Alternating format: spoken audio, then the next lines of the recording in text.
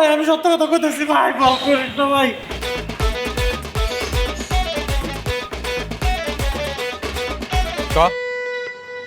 ভাই কি কমু, আমার কি লেগে ধরে আনছেন এটাই তো আমি জানি না। তোর বউরে বাপের বাড়ি পাঠাইছস কি লিগা?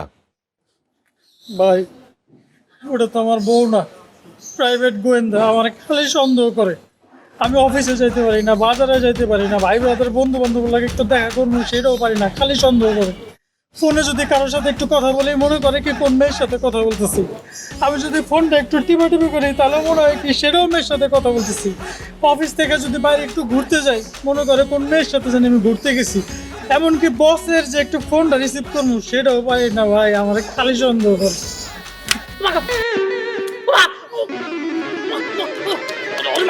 মারে